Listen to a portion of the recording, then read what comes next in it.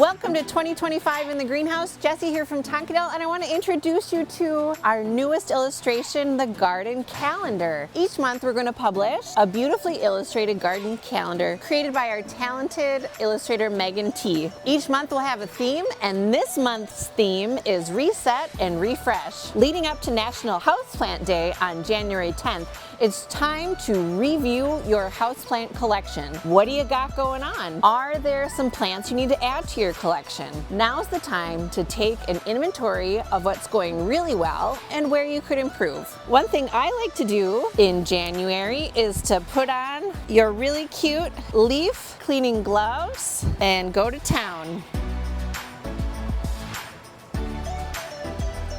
Plant growth has likely slowed as we're moving into the winter months with shorter days and less light, but they really would love a little fertilization and soil refresh. Two options here. You can add a layer of worm castings on the top of the soil, maybe 1/4 inch, and kind of work it in. That'll really wake up the soil and provide some good organic matter.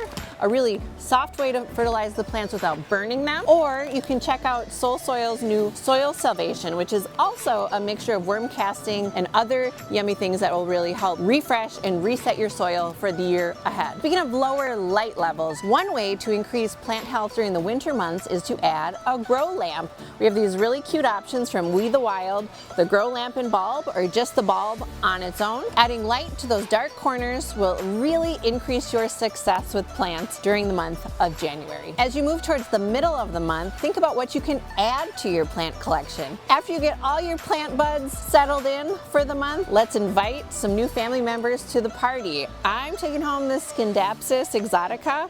I love the silvery foliage. I always have so much success with this plant in my home. As we move towards the end of January, it's time to start thinking about the garden. One of my favorite things to do in January is to browse seed catalogs, or you can visit us at the greenhouse and check out the seed racks. We have a really neat assortment of seeds this year. It's never too early to start collecting your seeds for spring. So while you're doing that, you can also start thinking about winter interest in the garden. Take a look outside the window when you're walking through the neighborhood. Notice what sticks out to you. Is it beautiful exfoliating bark? Is it bright red berries? Is it colorful twigs?